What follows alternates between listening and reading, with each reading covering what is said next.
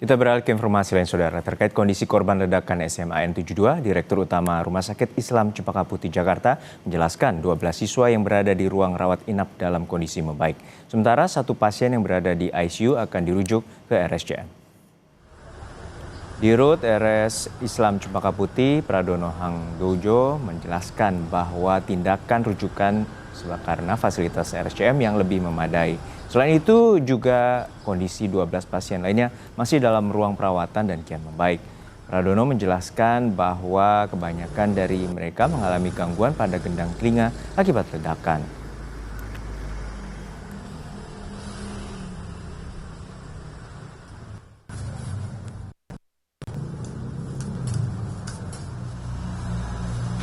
Jumlah pasien rawat inap 12 orang. Kondisi jasmaninya terus membaik dari hari ke hari dan mereka dirawat di ruang ranap biasa. Fokus kami saat ini setelah hampir seminggu adalah pada penanganan kondisi penurunan indera pendengaran pada pasien. Hampir semua pasien telah dilakukan pemeriksaan audiometri pada kedua telinganya untuk mendapatkan penilaian yang lebih akurat akibat dampak dari trauma akustik karena ledakan. Untuk satu pasien yang di ICU, hari ini rencananya akan dirujuk ke rumah sakit tipe A RSCM karena membutuhkan penanganan lebih lanjut. Saudara, pasca insiden ledakan yang terjadi di SMA Negeri 72 7 November lalu, kegiatan belajar mengajar masih dilaksanakan secara daring. Gedung sekolah masih dijaga polisi militer. Hari ini menjadi hari keempat pelaksanaan pembelajaran daring. Dari pantau di lokasi, meski belum ada aktivitas siswa, sejumlah guru terlihat sudah berada di sekolah. Pengamanan masih dilakukan pihak sekolah maupun petugas polisi militer dari TNI Angkatan Laut. Sampai saat ini, Saudara, pemerintah Provinsi DKI Jakarta juga memberikan fasilitas konseling dan trauma healing bagi siswa. Pembelajaran tatap muka baru akan dilaksanakan setelah kondisi fisik dan mental siswa sepenuhnya pulih. Lalu seperti apa kondisi terkini di SMA Negeri 72 Jakarta dan Rumah Sakit Islam Cempaka Putih? Kita akan tanyakan pada jurnalis Kompas TV Jihan Jufri dan juru kamera Septa Yoga Janaloka di SMA Negeri 72. Serta ada Ariel Wiranata dan juru kamera Bimo Wicaksana di Rumah Sakit Islam Cempaka Putih. Kita akan menuju SMA Negeri 72 Jakarta terlebih dahulu. Selamat siang Jihan, sampai kapan pembelajaran daring akan dilakukan?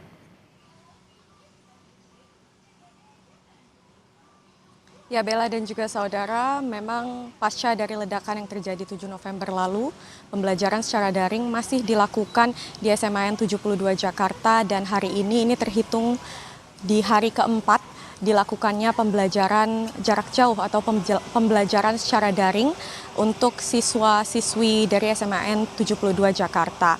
Yang mana tadi kami sempat bertanya dengan petugas yang berjaga, yakni petugas sekolah maupun dari petugas TNI yang berjaga, kapan kemudian pembelajaran akan dilakukan seperti sedia kala atau sebagaimana normalnya begitu ya. Ini dinyatakan oleh petugas sekolah bahwa nantinya akan segera dilakukan secara offline bila mana kondisi sudah dinilai cukup kondusif untuk dilakukannya pembelajaran di sekolah, yakni baik dari kondisi sekolah maupun kondisi mental maupun fisik dari para siswa SMAN 72 Jakarta. Lalu selain itu, kalau tadi kami pantau di sini sejak pagi begitu ya, sejak sekitar pukul 6 pagi memang tidak ada siswa yang terlihat berada di area sekolah.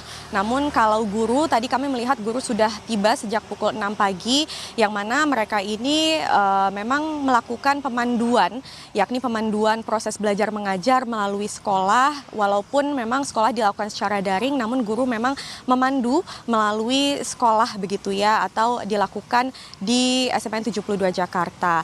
Nah, meski begitu kami melihat masih ada penjagaan yang cukup ketat, yakni penjagaan baik dari pihak sekolah untuk setiap orang yang ingin masuk ke area sekolah. Selain guru, ini diwajibkan untuk mengisi buku tamu. Selain itu, tadi kami juga melihat sampai sekarang ini masih berjaga dari petugas TNI Angkatan Laut maupun dari Polisi Militer TNI Angkatan Laut ini masih melakukan pengamanan di area depan sekolah begitu ya.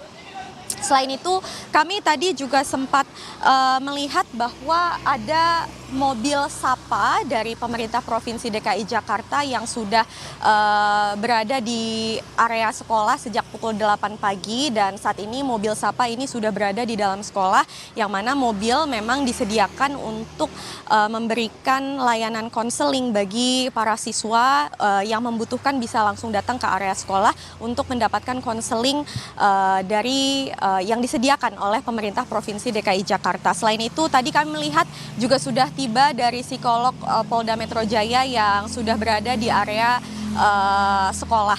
Selain itu, memang kami masih akan pantau seperti apa jalannya proses belajar mengajar, karena informasinya hari ini proses belajar mengajar hanya dilakukan hingga pukul 12 siang saja secara daring.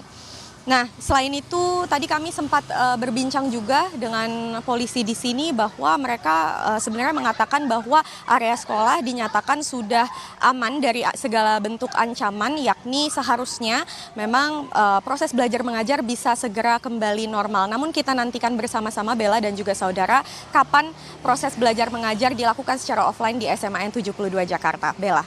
Jihan, apakah memang belum ada informasi yang dibagikan oleh sekolah hingga kapan pembelajaran secara daring akan dilaksanakan, dan apakah sudah ada batas waktu tertentu agar anak-anak bisa kembali hadir di sekolah secara offline seperti itu?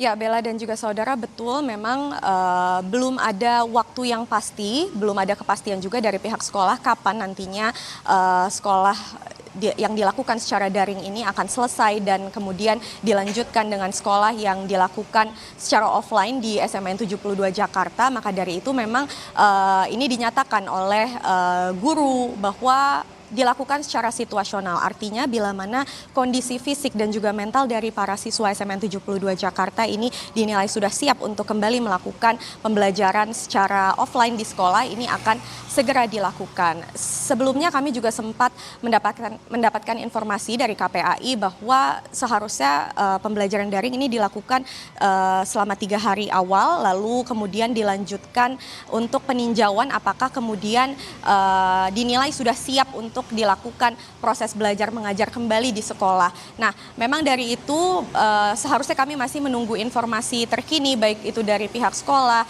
untuk kemudian menginformasikan kapan waktu tepatnya pembelajaran secara offline dilakukan kembali. Bella.